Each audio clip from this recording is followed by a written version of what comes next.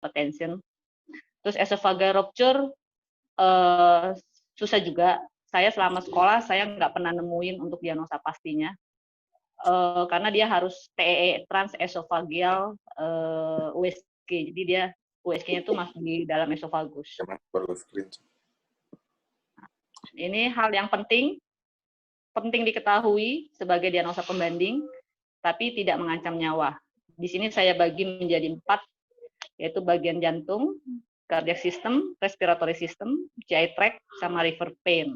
Ya, ini seringlah kita temuin ya. Nah, sekarang saya membahas tentang nyeri dada. Nyeri dada itu bisa dibagi 2, ya, yang satu tipikal, satu non-tipikal. Nah, tipikal ini untuk kardiak karena kasus kematian saat ini paling tinggi itu penyebabnya adalah kardiak. Di sini saya bikin singkatan PQRST. Jadi pada saat anamnesa kita tanyanya seperti ini, PQRST. Bagaimana gambaran nyerinya? Nah, gambaran nyeri ini yang khas itu adalah nyeri tumpul, tapi tidak menutup kemungkinan nyeri yang tajam juga berasal dari kardiak. Ya. Nyeri yang tumpul itu seperti apa sih? Kayak rasa tertindih, susah bernafas, ya. Nah, terus Q itu yaitu rasa tumpul ya, R-nya radiasi, jadi menjalarnya paling khas biasanya ke kedua lengan. Bisa setelah lengan kita juga bisa menanyakan radiasinya ke punggung atau ke leher. Nah, biasanya nyeri menjalar ini dipicu pada saat dia aktivitas, entah itu pada saat habis makan. Biasanya orang Indonesia itu seringnya habis makan dia kena serangan. Terus nyerinya itu severity, S itu severity, itu crescendo pattern, artinya saat ini nyeri 2 jam kemudian nyerinya lebih hebat dibandingkan nyeri yang pertama. Kemudian timing T itu makin lama. Jadi nyeri pertama 5 menit, terus hilang nyerinya. Nyeri kedua lebih dari 5 menit lama nyeri, kemudian hilang. Nah, ini khas yang untuk kardiak ya, PQRST. Kalau untuk nyeri yang tidak khas, itu nyeri yang tajam, ya itu kita sebut pleuritic pain. Pleuritic pain umumnya itu punyanya paru, tapi kita harus pikirkan juga ada faktor risiko nggak dia untuk walaupun dia pleuritic pain, tapi kita harus pertimbangkan kalau dia ada faktor risiko diabetes, hipertensi, obesitas, laki-laki, usia di atas 40, ya. Kalau bisa ditambahkan anamnesa lagi, ada nggak keluarga yang meninggal mendadak atau ada yang sakit jantung nggak? Nah, itu resikonya, faktor resikonya jadi naik poinnya. Nah, nyeri dada dengan neurological symptoms, ini artinya adalah nyeri dada yang disertai dengan sinkop. Nah, kita jangan lupa ini aorta dissection ya. Ini kasusnya sebenarnya sering, cuman mungkin kita suka miss atau enggak terdiagnosa ya. Aorta dissection ini nyeri dadanya nyeri yang sangat luar biasa. Pengalaman pertama nyeri untuk si pasien, kalau misalnya untuk perempuan itu lebih nyeri dibandingkan pada saat dia melahirkan ya, dan biasanya disertai dengan hipertensi. Aorta dissection ini kita punya scoring, punya metode penilaian itu dibagi menjadi 2, itu berdasarkan Stanford sama Debye. Ya, jadi aorta itu kan punya 2, aorta ascending dengan aorta descending. Kita biasa pakai yang Debye, itu ada yang kita pakai Stanford A sama Stanford B. A itu yang ascending, B itu yang descending. Taunya dari CT scan toraks. Nah, manajemen bagaimana? Manajemen pada saat pasien datang ya dengan nyeri dada, walaupun saturasinya baik, kadang kita perlu berikan oksigen, suplementasi oksigen cukup 1-2 liter saja. Kemudian TTV seperti biasa, ya. Apakah ada tanda-tanda syok, tanda-tanda bradikardi, ya. Kemudian buat rekaman jantung 12 lead. Rekaman jantung yang kita punya ini 12 sadapan. Ada juga yang kalau memang dia center untuk kardiak, ada EKG yang 24 sadapan. Ya. Kemudian kita periksa kardiak enzim. Di sini yang kita bisa tes CKMB, troponin T atau troponin I, kemudian mioglobin. CKMB ini akan naik pada saat jam-jam di awal. Dia akan hilang setelah 72 jam. Troponin T atau I ini dia akan bertahan lebih lama. Naiknya dia meningkat ya 1 jam onset dari nyeri, kita cek troponin T mungkin belum terlihat ya. Kecuali kita punya troponin I yang esai. Jadi ada pemeriksaan yang lebih canggih itu di luar negeri dia pakai troponin I, tapi dia khusus jadi dia bisa menangkap peningkatan troponin I atau T di jam-jam awal. Kemudian jangan lupa 10 menit sebenarnya kalau kita ngomong gold time itu 10 menit dari serangan kita harus sudah bisa melakukan pemeriksaan ronsen torak. Kenapa ronsen torak ini penting? Kita lihat dari slide yang tadi nyeri dada itu begitu banyak diferensial diagnosis ya. Salah satunya adalah pneumotoraks ya. Jadi kita untuk diagnosa pasti objektif kita harus ronsen ya. Nah, tadi ada pemeriksaan EKG. Nah, bagaimana baca EKG? Seperti kalian ketahui, kalian pasti sudah tahu baca EKG itu kita menilai gelombang P, kompleks QRS, dan gelombang T. Ya. Cuman cara cepatnya adalah kita lihat di lead 2 panjang. Lead 2 panjang itu dibuat selama 10 detik atau 6 detik ya. Kemudian kita lihat cara cepatnya kita lihat ya regular atau irregular ya. Lihat dari mana? Lihat dari kompleks QRS-nya ya. Oke, ini kita regular. Kemudian kita lihat QRS kompleksnya lebar atau sempit ya. Bagaimana menentukan lebar atau sempit? Dilihat dari jumlah kotaknya. Normalnya kan di bawah 3 kotak kecil ya. Kalau dia lebar berarti lebih dari 3 ya. Kalau dia sempit dia lebih dari 1. Kurang dari 1 ya. Kurang dari 3. Kurang dari 2 ya. Kemudian brady or tachy itu dilihat dari heart rate. Kita sebut brady, kita udah sepakat bahwa kalau disebut bradikardia ya itu di bawah 40. Takikardia itu di atas 140 ya. Kemudian lihat ada nggak gelombang P-nya ya. Setelah itu lihat evaluasi segmen ST. ST-nya elevasi atau ST-nya depresi. Ya. Nah. Saya ada soal nih. Pak Untung boleh mungkin speakernya nanti ini coba dilihat siapa yang bisa jawab. Ini perempuan usia 40 tahun datang ke UGD dengan keluhan berdebar dan jalan terasa melayang. Bisa bantu salah satu untuk evaluasi EKG-nya?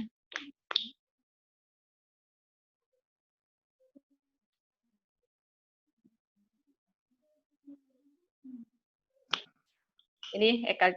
Silakan.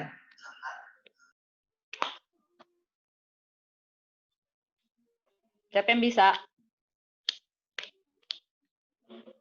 Kita lihat ya, ini saya kasih contoh ya. Ini lihat lead 2 panjang ya.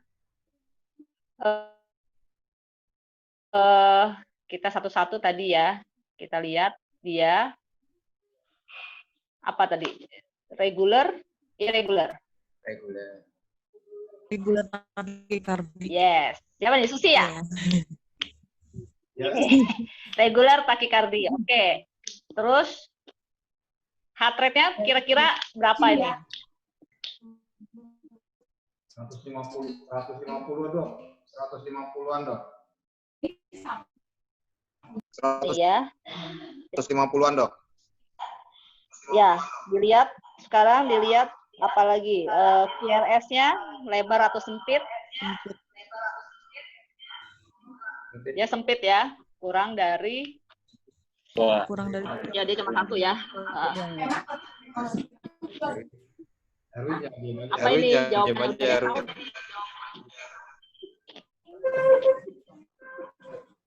Simpulannya apa ini?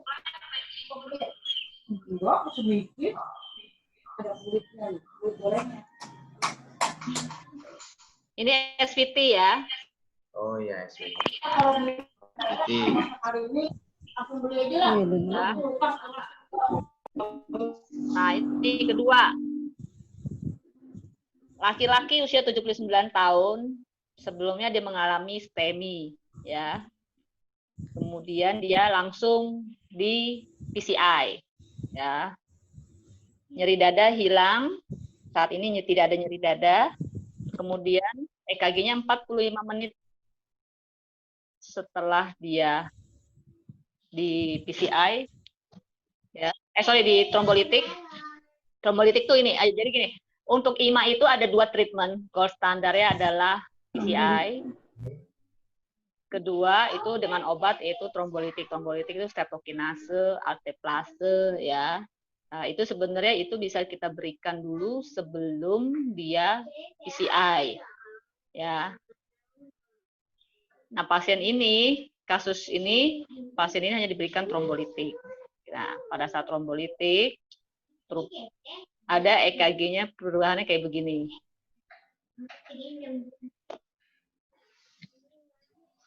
Ada yang tahu iramanya? Reguler. Ini namanya accelerated regular. Heart rate-nya normal ya. Terus gelombang P-nya ada, ya. QRS-nya normal, ya. Ini namanya accelerated idioventricular rhythm, ya. Ini khas untuk pasien-pasien PCI post trombolitik ya. Jadi kalau kita trombolitik UGD, kita tidak boleh pas 60 menit pertama itu kita harus memperhatikan iramanya. Begitu ada irama ini berarti trombolitik kita berhasil. Tapi kalau tidak ada perubahan EKG berarti trombolitik kita gagal. Oke. Ya, karena kalau gagal harus lanjut ke PCI. Ya.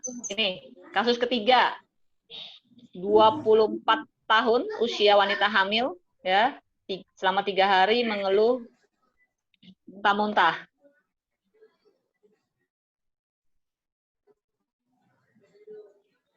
Apa ini? Irama irregular.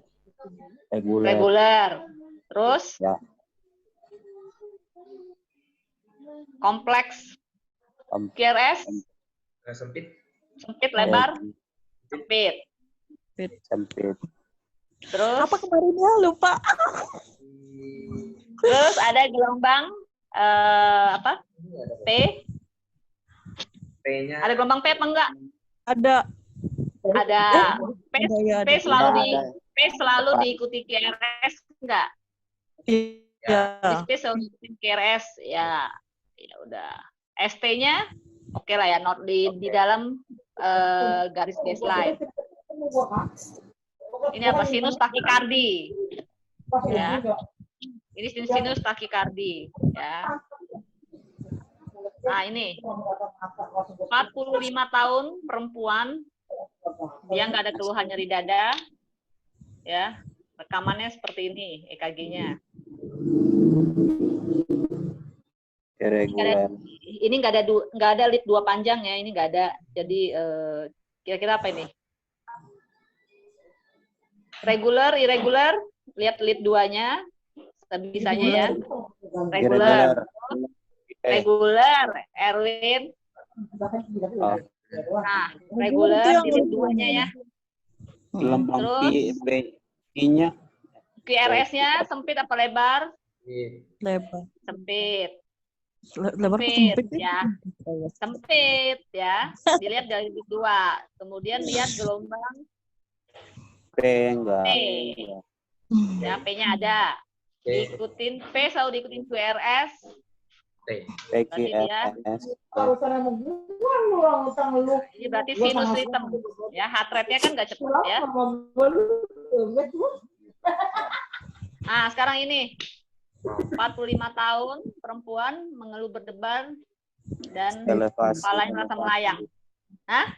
Apa Win? Coba dibaca deskripsi satu-satu. Iramanya reguler. Reguler, oke, satu. Ya. Terus dua, Takikardi. Takikardi. takikardi, oke. Terus tiga, Elevasi. UI, QRS-nya dulu, Oh, QRS. atau lebar? Lebar. Sempit. Sempit. Sempit ini. Lebar dari mana? Kecil kok. Peggy Lebar dulu, sempit. Terus Bisa Lebarnya. bisa bedain nggak sempit sama lebar ini ya? Bisa. Pecah. Bukunya pecah. Terus ada gelombang P nggak? Ada. Nggak ada. Mana sih ngeliatnya? Itu. Oh, berarti itu. Nggak ada. Tuh. Oh, berarti Kayaknya hilang. Kayaknya hilang. Jadi apa ini? Lupa. Ini apa, Win?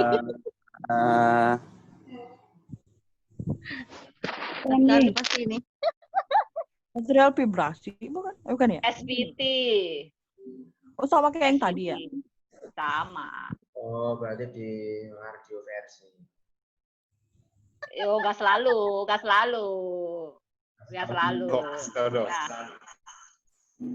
jadi kalau dia ada SVT, berarti kan dia kita kategorikan aritmia. Aritmia itu kita harus bedakan menjadi dua, stabil atau tidak stabil. Kalau Jadi kita bilang, kapan kita bilang nggak stabil? Satu, pasiennya nggak sadar. tensinya rendah. Tensinya rendah.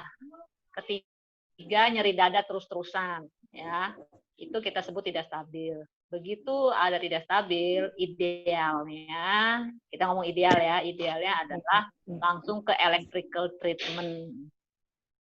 Ya, langsung di kardioversi. Ya, kalau dia stabil itu dengan bisa dua juga kalau SVT, non farmakologi atau dengan farmakologi. Non farmakologi dengan carotid massage. Carotid massage harusnya di mana? Nggak asal sebenarnya, karena nyarinya kita harus mencari bulbus karotidnya. Cari tahu bulbusnya bagaimana? Harusnya dengan guiding USG. Selama ini ya kita duga-duga aja, pokoknya raba karotidnya sebelum dimasak harus didengarkan dulu pakai stetoskop ada bruit apa enggak. Kalau ada bruit ya kita tidak boleh karotid massage. Nanti ada emboli, bisa ke otak ya. Bisa stroke emboli nantinya ya. Terus kalau nggak ada bruit boleh kita karotid massage ya. Kemudian ada cold immersion. Baru kalau itu gagal baru ke farmakologi. Idealnya seperti itu ya. Nah, ini laki-laki usia 68 tahun datang ke UGD dalam kondisi tidak sadar dengan tensi 108/60. Pasien ini memiliki riwayat gagal ginjal. Oke, sekarang kita evaluasi ya. Kita baca lead 2-nya. Regular, irregular? Regular. Ya, nah, terus QRS-nya lebar atau sempit? Lebar. Ya. P-nya ada enggak? Enggak. Enggak ada ya? Ya. Enggak ada. Lebar ya. Nah, jadi kira-kira apa ini? Ini all leads, ada keterangannya all leads at half standard. Berarti semua ini ukurannya separuh, ya, separuh dari normal, dari standar ya. Jadi harusnya ini gambarnya lebih gede-gede, ya. Apa ini? 68 tahun, laki-laki datang dengan kondisi tidak sadar, tensi 180/60 dengan riwayat gagal ginjal. Ini apa EKG-nya? EKG dulu ya, apa ini? VT ya? Regular, QRS lebar. Ada P. AL. Aduh, sakit perut. AF itu irregular. Oh, regular ya. Kalau kita ngomong regular, QRS lebar itu PT. Oh iya. Nah, jawaban aku tadi yang pertama. Nah, PT ini karena pasien ini punya riwayat gagal ginjal, ya. Jangan lupa kegawatan darurat ginjal adalah selain asidosis metabolik berat, dia juga ada electrolyte imbalance, ya, hiperkalemia. Ya, jadi pasien ini kalau udah VT, kaliumnya pasti kalau di lab ini kaliumnya di atas 8. Kamu mau shock, mau ini nggak akan berhasil kalau kaliumnya tidak dikoreksi. Ya, pasiennya pasti mati di tangan kita. Ya. Jadi ini anamnesa penting, dia punya gagal ginjal apa enggak. Ya. Ini saya pernah nemuin kasusnya soalnya. Jadi kalau kita koreksi, dia akan berubah EKG-nya. Ya. Nah, jadi kalau perjalanan hiperkalemi dari EKG itu pertama T-nya tinggi, ya, T-nya tinggi, P-nya ada hilang, QRS-nya bisa lebar, ya. Paling tinggi itu adalah QRS-nya bikin QRS-nya lebar, ya. Jangan lupa ya. Nah, VT ada 2 macam, ada polimorfik, ada monomorfik, ya. Monomorfik ini kayak gini, ya. Nah, ini polimorfik. Ini juga VT, tapi ini khas. Kalau lihat gambar ini,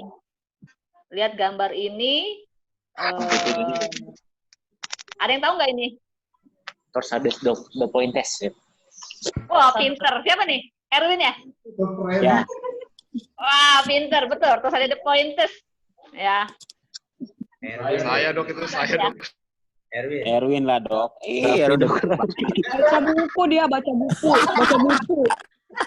Saya dok, saya ikut join dok. Ready dok. Ready. Ini terus ada the pointers. Artinya apa dia? Harus ada implikasinya, bisa baca EKG, mesti tahu treatmentnya. Maksudnya seenggaknya kalian tahu ini penyebabnya apa, kausanya apa. Ini tadi poinnya adalah khas untuk hipomagnesemia. Ya, jadi kalau kamu cek magnesiumnya pasti rendah. Tuh. Didukung lagi, lihat dia punya anamnesa. 44 tahun kronik alkohol dengan muntah-muntah terus, ya. Kemudian pasien waktu di EKG pasiennya tidak respons. Ada yang ditanya? Susi tidur ya? Enggak dok. Terima Ada yang kasih. ditanya? Bebes. Ada yang ditanya nggak? Belum dok. Bentar dulu dok. Belum ya Pak U ya, sorry. Iya, sorry belum. Ya udah.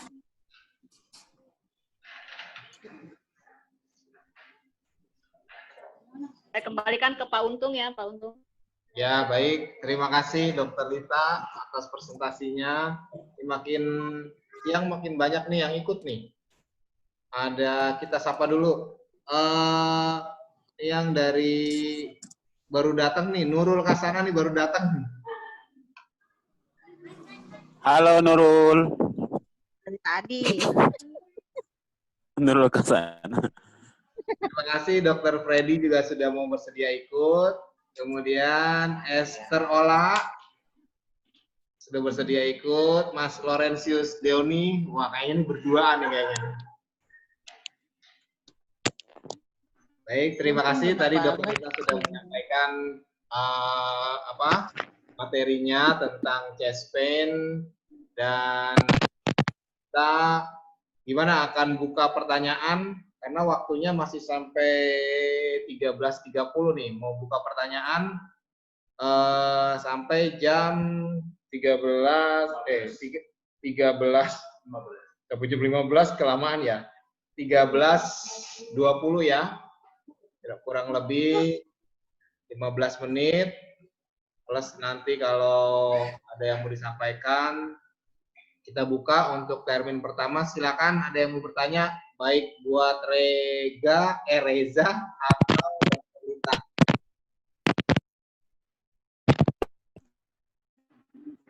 Silakan ada yang mau bertanya. Tadi dari Reza sudah menyampaikan asuhan keperawatan dengan pasien dengan TB paru. Kebetulan pasiennya hanya di IGD aja yang disampaikan. Memang dari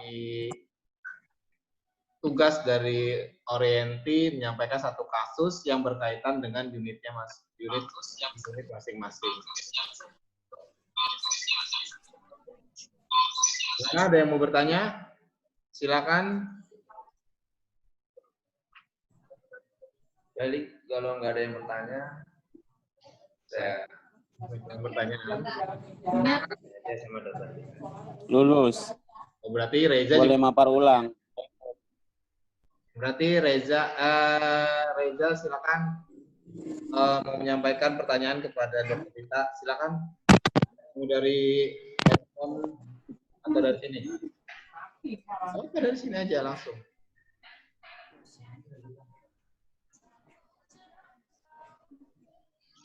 Kalau nggak ada yang bertanya, saya mau bertanya dulu sama Reza. Katanya nanti dok, Reza yang kedua katanya dok. Saya mau bertanya dulu sama Reza. Untuk edukasi apa yang Reza berikan pada pasien dengan TB paru yang kemarin di IGD itu, edukasi apa yang Reza sudah sampaikan ke pasien ataupun keluarga? Silakan, Reza. Masuk. Baik, terima kasih. Udah jawaban tuh, tinggal baca. Pertanyaan yang sangat bagus. Untuk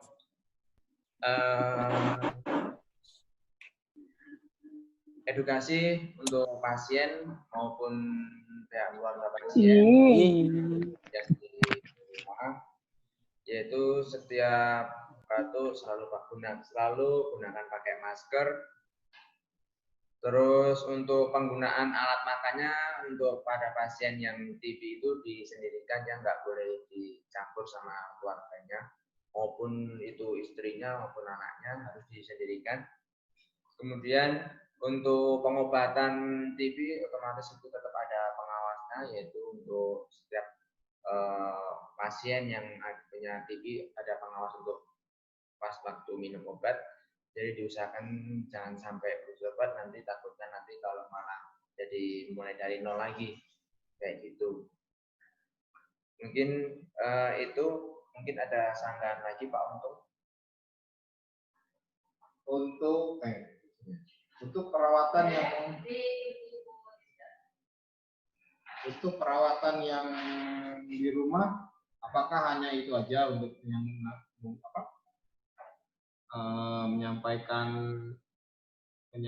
Reza menyampaikannya sama pasien perawatan di rumahnya hanya itu, obatnya aja atau ada yang lain? Seperti misalkan gimana perawatan ventilasi rumah, itu apakah ada yang disampaikan sama Reza? Untuk pengobatan selalu ada pengawasan dan diusahakan jangan sampai 1 hari atau satu kali pun terlewati. Untuk yang di rumah yang saya katakan tadi, untuk alat makan jangan dibedain sendiri. Untuk ventilasi, untuk usahakan setiap pagi ada sinar UV, kalau jendela-jendela dibuka semua biar ada sirkulasi udara yang keluar masuk, sama biar ada sinar matahari. Biar untuk tadi juga udah saya jelaskan untuk cara salah satu membunuh bakteri itu dengan cara sinar UV kayak gitu kurang lebihnya. Ada lagi Pak Untung? Baik, satu lagi pertanyaan. Mungkin teman-teman nanti juga bisa untuk share. Kedengaran ya suara saya ya? Gini Mas Reza, dalam satu asuhan keperawatan itu kan ada tadi yang tadi Mas Reza bilang dokumentasi itu terdokumentasi di